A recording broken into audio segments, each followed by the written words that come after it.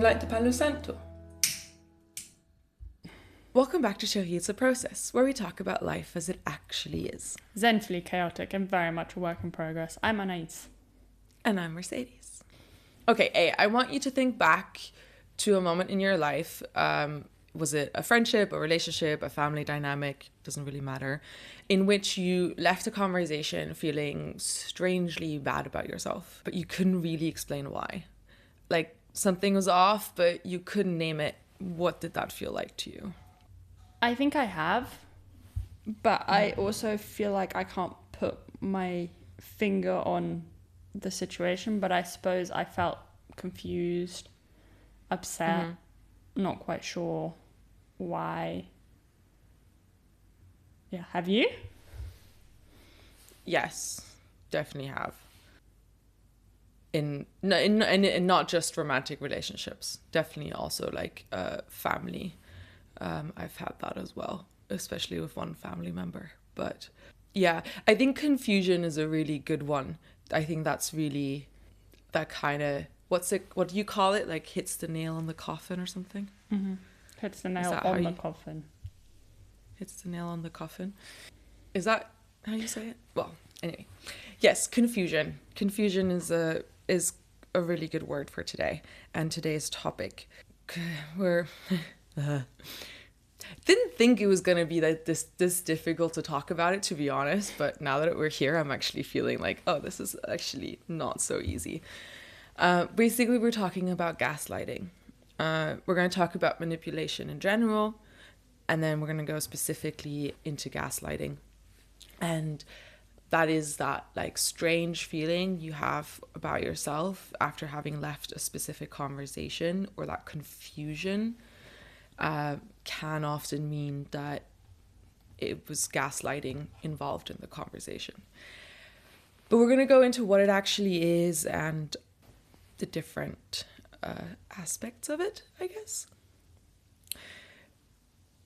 But we're going to start with manipulation first, just general manipulation. The definition of manipulation is influencing someone's behavior or feelings through indirect, deceptive, or unfair means. It can look like love or like concern, and that's why it's hard to name it sometimes, because it comes across as, oh, but this person does care about me, but they're not actually. There are lots of subcategories of manipulation. Mm-hmm. I'm going to name them all, but I'm not going to go into all of them. If you have a question about one, just like ask me and we can discuss it. Okay. Yep. Okay. So, sorry, your cat just meowed and it was so cute. Yeah, she's definitely missing me. I'm not home a lot at the moment. Oh, that's okay. Get some cuddles. Okay. So the subcategories are guilt tripping. I think that's pretty straightforward. Love bombing. Oh, really? Is that one of them? Love bombing is one. Okay. Love bombing, actually, I made some notes about that one, which was really interesting. I never saw it this way, but it's a really good way to see it. So love bombing is when there's like an overwhelming amount of affection really early on, right? If it's gifts or future plans or like, oh my God, you're so amazing. Like all these, like it's a bit much. But basically what it does is it creates emotional debt.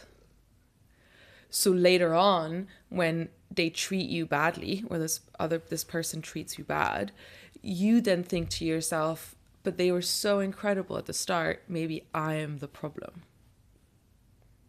Right? Mm-hmm.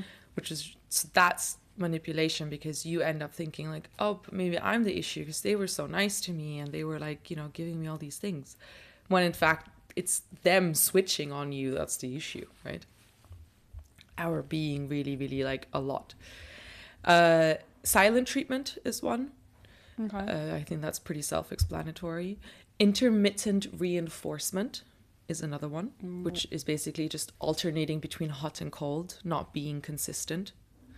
And your nervous system. Yeah, that one's really bad for me. I've had to deal with that one too many times, for sure. But what happens is your nervous system is always chasing the good version of that person. Mm-hmm. And that is definitely something I do. Playing the victim is another one. Mm-hmm. Right? And that was it, actually. Yeah, okay. That was it. Playing the victim. I mean, playing the victim is pretty self-explanatory as well. But in terms of when you have a dispute or you're upset about something, they switch it's just the person always frames themselves as the wronged party. So as an example, it's like, I can't believe you're attacking me right now. I'm the one who's hurting. Mm-hmm. Something like that. Okay. Or you're the one that's hurt and the other person goes, but I'm hurting too. Mm-hmm. Right? That one as and well. How would you, do you know how you would kind of handle that? If we were to have a fight and you're like, I'm really upset that you called me this name or you did this, and I go, okay, but I'm hurting too. How would you address that?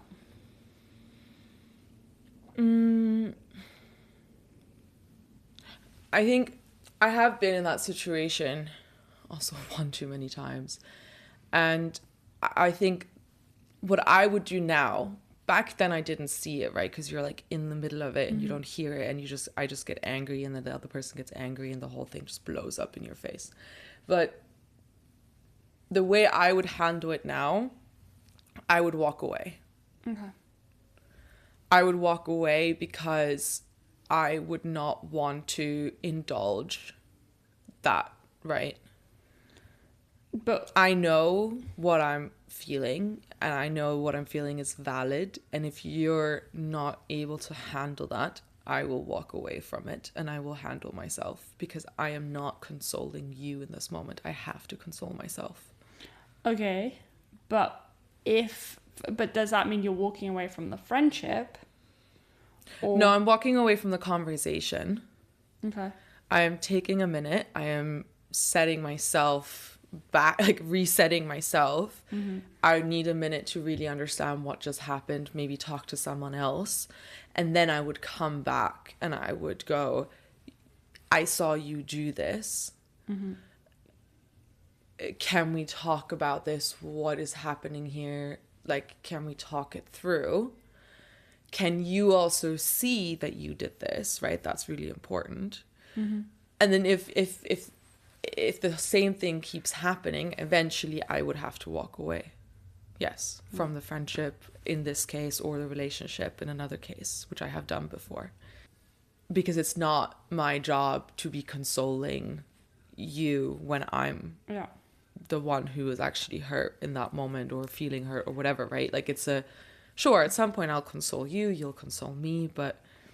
Well, is it a thing of hearing each person's side without, like, letting them finish and letting them get their point across without interruption, but also the other person being open to do the same? I think, of course, but I think it's really important to... Like, I had a conversation with someone the other day, and I was like, basically what I was saying was that something they did hurt me. And then their answer was like, no. And I was like, what do you mean no? You can't say no just because you don't think it should hurt me. That doesn't work. It did hurt me, and you don't have to say anything about it, but you also cannot say, no, you shouldn't feel that way, or whatever, right? Like, it's about just going, okay, I hear you, and then going, this is something that hurt me, and the other person saying, okay, I hear you. It's not about going, I'm hurt, and the other person goes, yeah, but I'm hurt too. Right? It's like an eye for an eye makes the whole world go blind. That's the same thing. Yeah. But if you go, okay, I hear you, I'm sorry that hurt you, or I'm sorry I hurt you, and then the other person goes, something that you did also hurt me, or I am also hurt, and the other person, like, like, it's about validation before you put your own feelings on it. Yeah, it's having a kind of open dialogue, conversation without putting the the blame or the hurt onto that other person, but also hearing it. Yes, exactly. Yeah, but I do think that often in these moments it's very heated and things you don't always see right through everything. So as soon, like that's what I've learned is like as soon as the other person goes, yeah, but I go, no, this is the end of the conversation. I'm walking away from that right now because this isn't going to lead anywhere. As soon as a but I comes, the other person doesn't care about your feelings. Or is unable to care about your feelings. It's not that they don't, it's just that they're unable to in that moment. And it's very much a victim mentality. It's difficult. It's a really difficult one. I used to be like that a lot, and I still have my moments, but yeah. Playing the victim, difficult one. A lot of self-reflection is needed for that one to be sorted out. I mean, all of them really. It is, all of them have their own things to sort out. But we're not going to talk about that right now. What we are actually going to talk about today is specifically gaslighting. No, actually, before we go into it, I do want to ask you this question as well. So you've, so guilt tripping, love bombing, silent treatment, intermittent reinforcement, the non-consistency, playing the victim. Those are all things that I'm sure you've also seen across your life. Not, doesn't have to be in romantic relationships, just in general in your life. And for you, which one do you feel is the hardest to catch in the moment? Ooh, I think probably intermittent reinforcement is a hard one.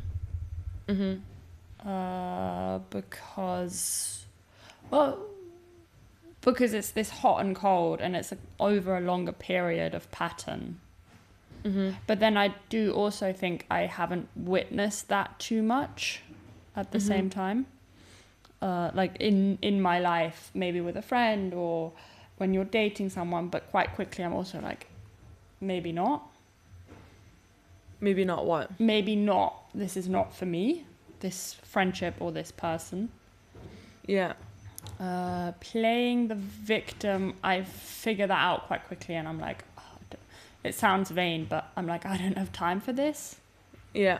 I find it really you frustrating. You do spot that one easily. Yeah. I've struggled with that one. I know. What about guilt tripping? Guilt tripping. I don't know about that one. It's sorry, I'm pissed off. Normally the hoovers, the cleaners come way later. I'm pissed off that Don't they're worry here, about it. but they're really loud, so I'm a bit worried. But so no, don't worry about it. Guilt tripping, I think, is a tricky one because obviously I feel like as a child, if you maybe grow up in a non-secure household or non-secure attachment with a I've forgotten now, insecure attachment, the attachment theory. There's an episode on that. If you guys haven't listened to it, you definitely should. It's one of those things that I think you learn quite quickly as a child, because it's maybe done to you or not. So it's definitely a one where I'm very aware, like, I don't want to use it. Sometimes it comes out. How do I figure that out?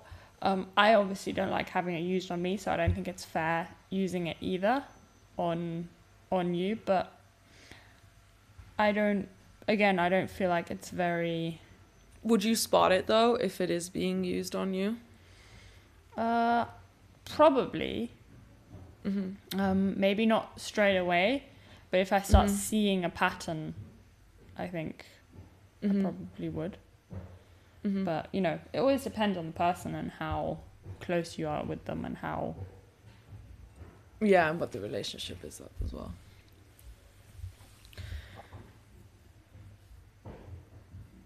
Yeah. Okay. Interesting. It's funny how you can like spot some of them really well and others not so much. Gaslighting. So gaslighting is a subset of manipulation, right? So if manipulation is the umbrella, gaslighting is one of the things under that umbrella. There is a slight difference though. Like there's a nuance to it. Regular manipulation, like those 5 things we were just talking about, they target like specifically what you might do or what you might feel After being right? gaslit. No. Just manipulation. Just those 5 things that be like playing a victim or guilt tripping or love bombing. What they really do is they're just targeting things that you do or feel, right? Gaslighting, on the other hand, targets something much deeper, right? It targets your ability to trust your own perception of reality. A great example of this is, so this, like, let's think of a scenario. You're confronting your partner about canceling plans last minute, right? Manipulation would be, manipulation would be if your partner then tells you, you know how stressed I am right now. I can't believe you're making this about you. So, like, it's just, there's some guilt. You're aware of what's happening.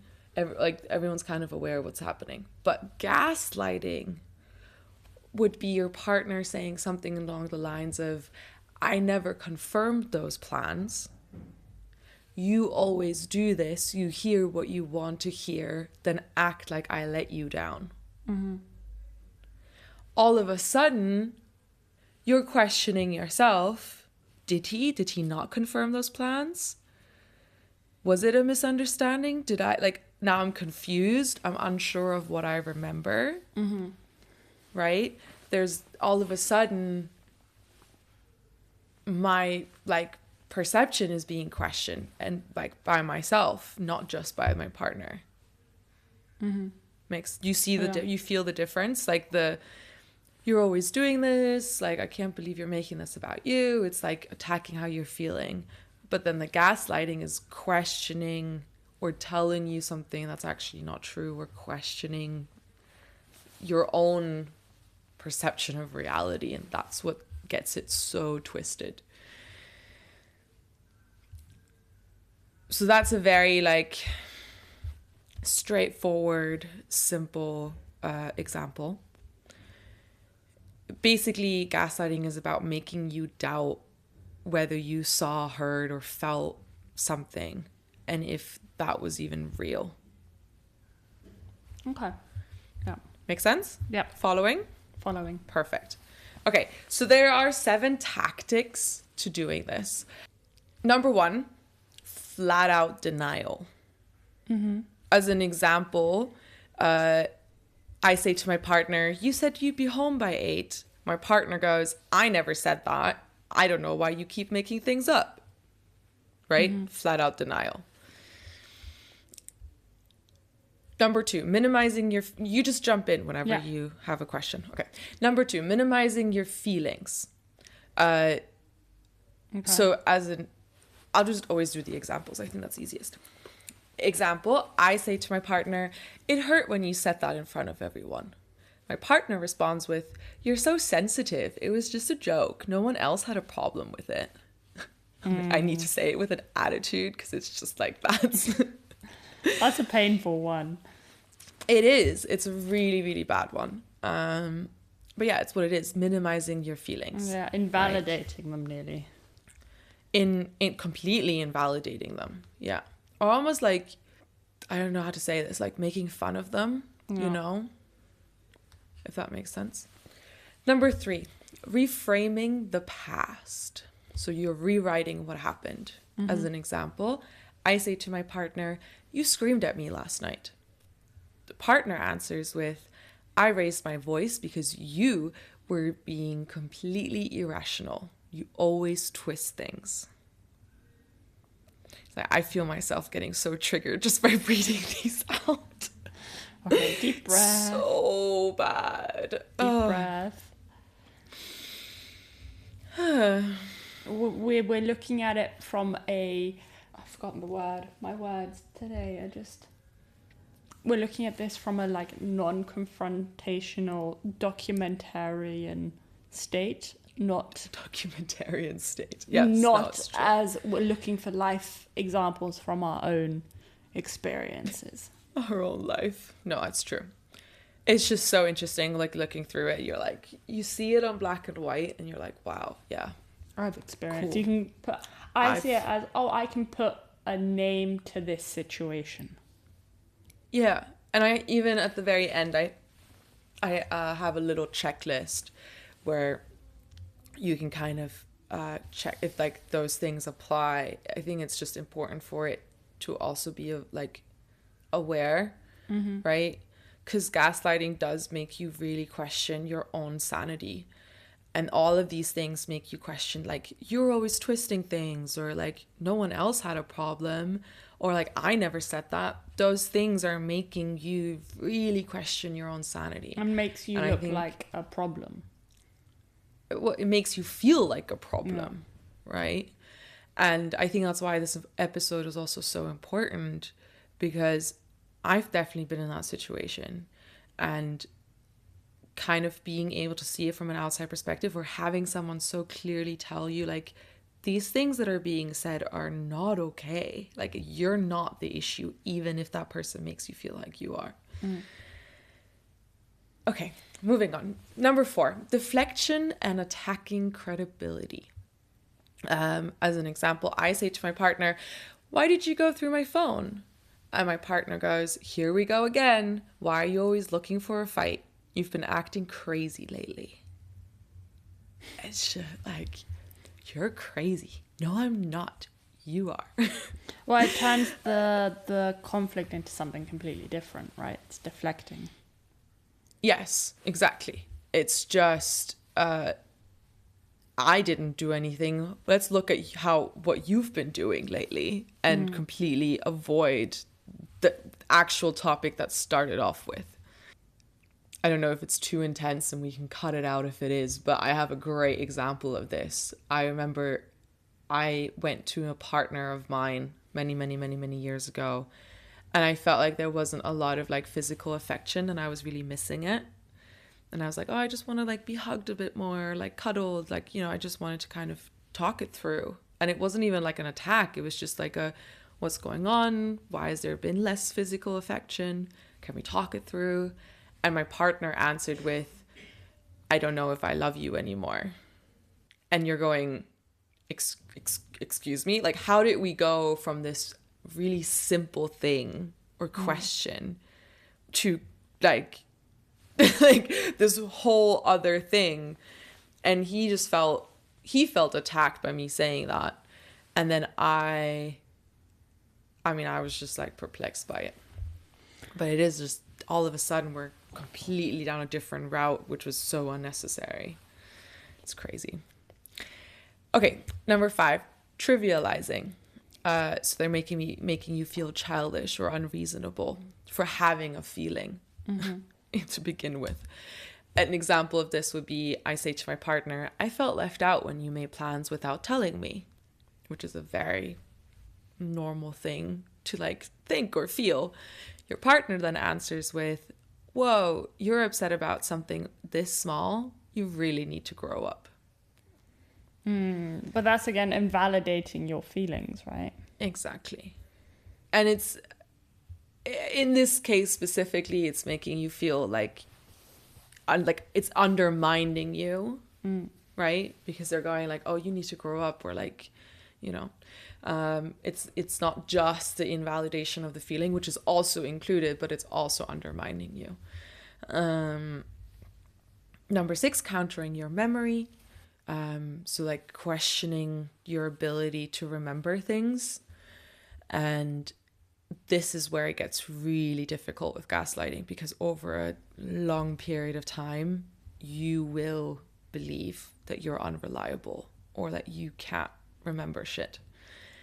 And a perfect example of this would be your partner telling you, that's not how it happened. You have a terrible memory. You always do this. Mm-hmm. And it's something that happened to me a lot in fights with an ex-partner of mine, where I would go like, but you said this. And then my partner goes, no, I didn't. That never happened. I never said that. And then I'm there like, but I thought I remembered you saying that. And they're going, no, that never happened. And I'm like, wait, what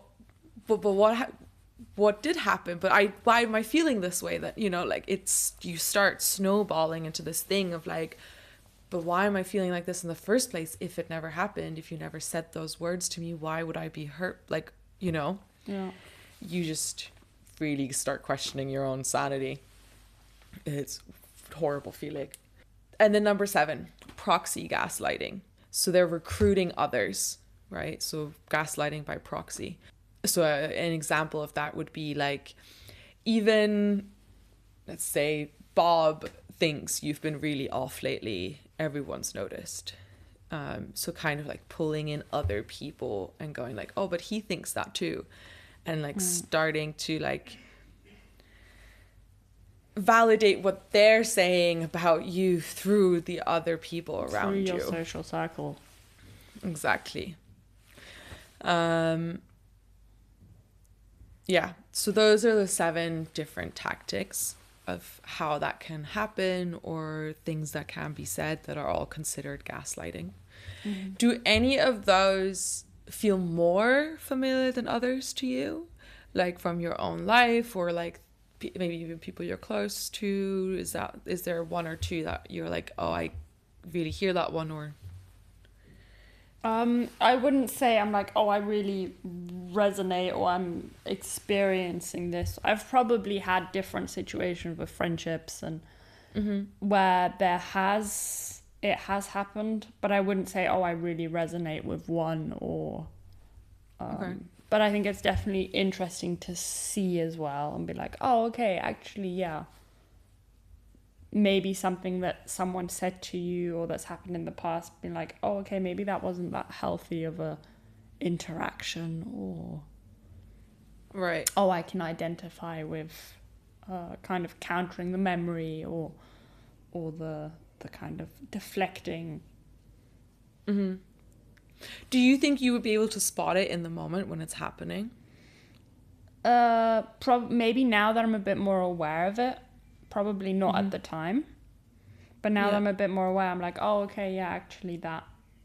Now, in hindsight, I can be like, oh, that happened with this person, so maybe I'd be a bit more aware if the situation crops up again. Yeah.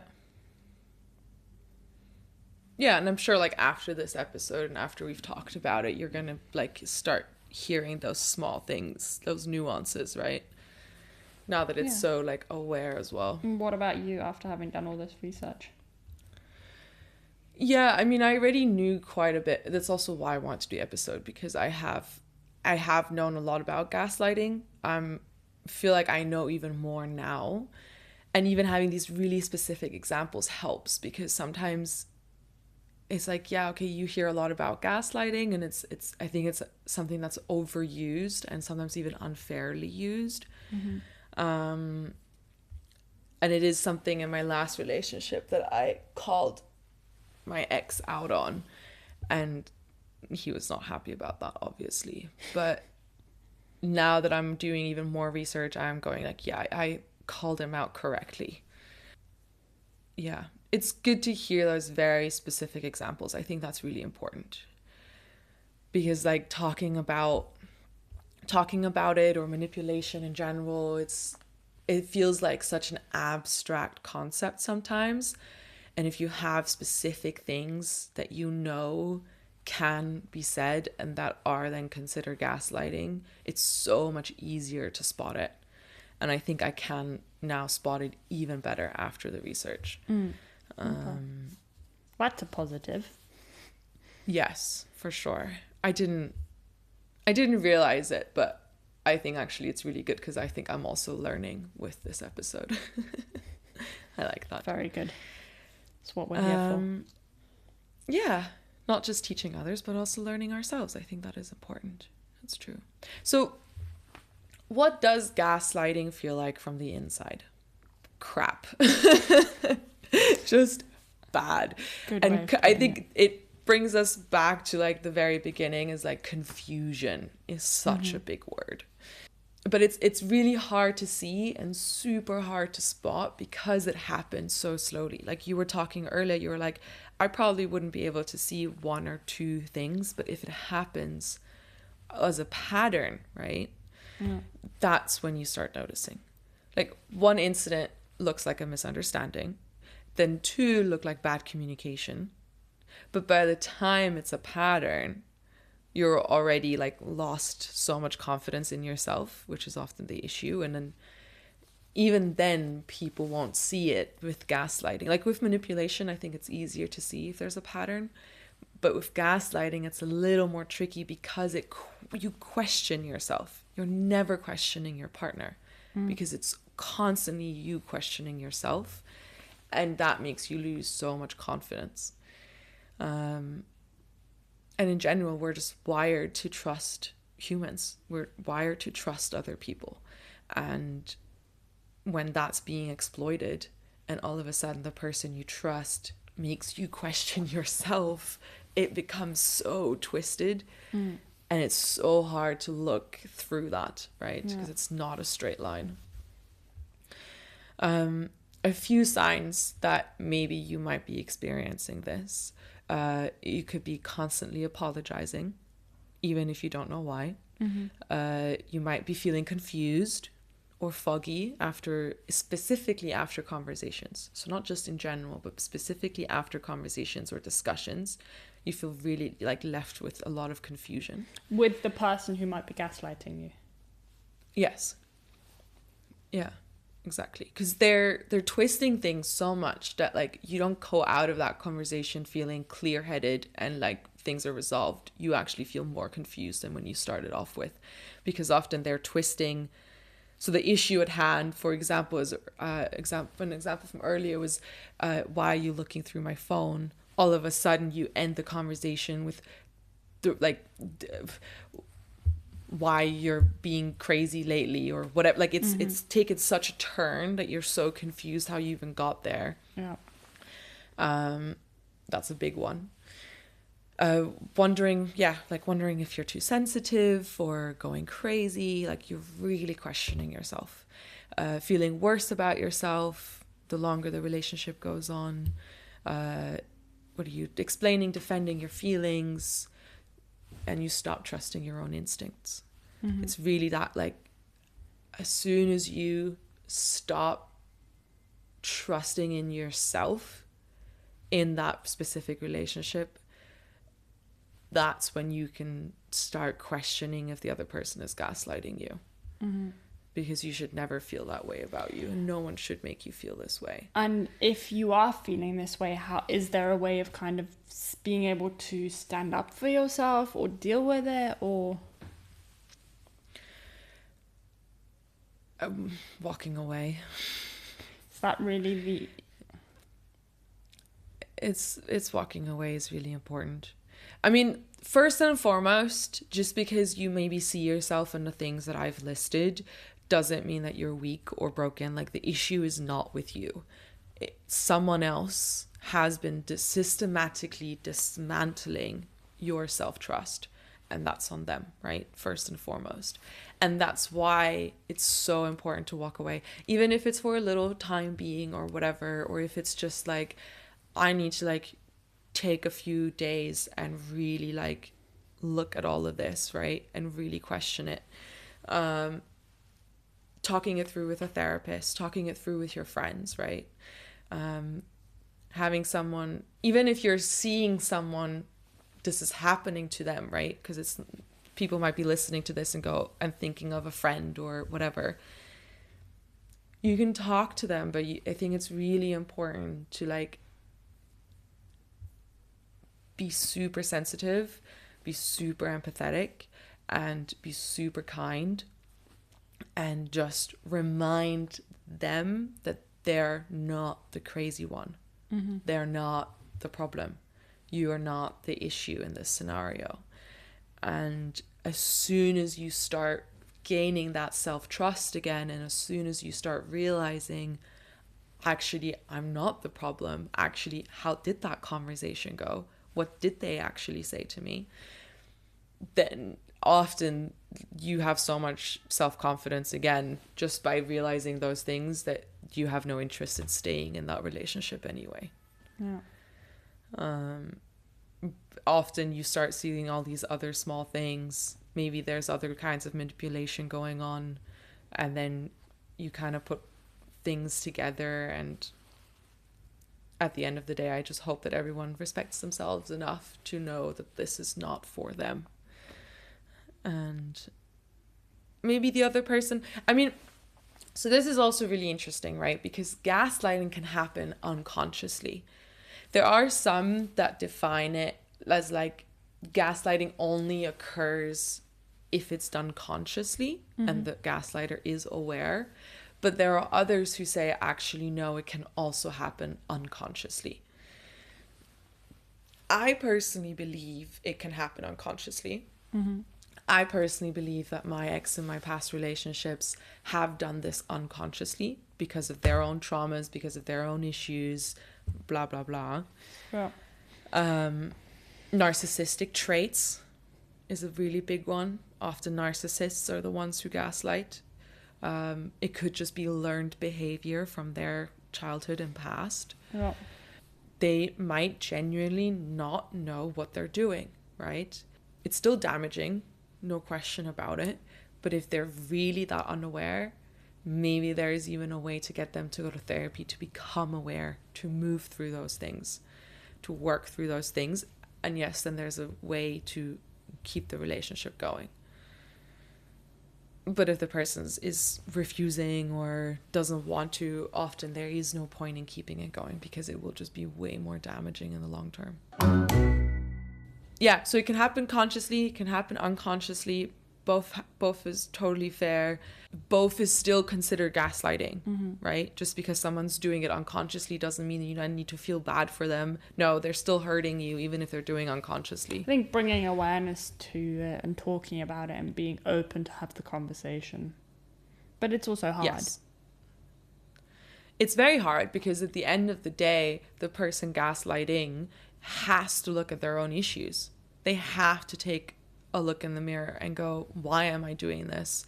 What could be the reasons for this? What happened to me in my past that I now act this way? Where did I get hurt? Where am I putting that on my partner? Where am I putting that on my friend? Where am I putting that on my child or other family members, right? Like, that's not just a romantic relationship thing. It happens in families quite a bit with like parents and kids, because like it's hard to have a child. Like, you're looking at your child, you see a mirror, you think of all the shit that you've been traumatized with, and either you decide to work through that shit or you don't. And that can become very, very difficult. And then things like manipulation and gaslighting can also happen. Guilt tripping is a big one in parents, I think. I think guilt tripping can happen quite a bit between parents and children. Earlier you were mentioning about a checklist. Can you tell me more about that? Yes. Okay. So, is it gaslighting? Is the name of the game. So obviously, not all of these have to apply. Some of them can apply. How you might feel if this is happening to you. You could feel like confused, right? What else? Second guessing your own memory, feeling worse over time. Are you walking on eggshells to avoid conflict? Or, have you stopped trusting your own instincts? Are you apologizing constantly without knowing why? What their behavior might look like. So if maybe you're seeing this in your partner or in the gaslighter, or you've assumed, alleged gaslighter, they could be denying things you remember, or you clearly remember. They're calling you too sensitive, crazy, all these other types of words. They're twisting your words back on you. They could be recruiting others to question you. They could be changing the subject whenever they're confronted with something. Or they are framing themselves as the victim whenever they're being challenged by you. So those are a quick little checklist. A concise version of this episode. Yes, just kind of, it really is just wrapping it up from everything that we've talked about in one quick little checklist, basically. Yeah, so key takeaways are the manipulation, right, is the umbrella, basically. And gaslighting is one thing that lives under that umbrella. So it is also a way, it's a version of manipulation, except that it targets your own perception and not just your behavior. Yeah. Things that can also help. I mean, I've talked about it a little bit. I think walking away is really important, even if it's for a couple days. It's just to like really, what's the word for it? Review, reflect what just happened in the conversation. What did the other person actually say? Trusting yourself to actually remember. So it's important to get that space. Writing it down can also really help.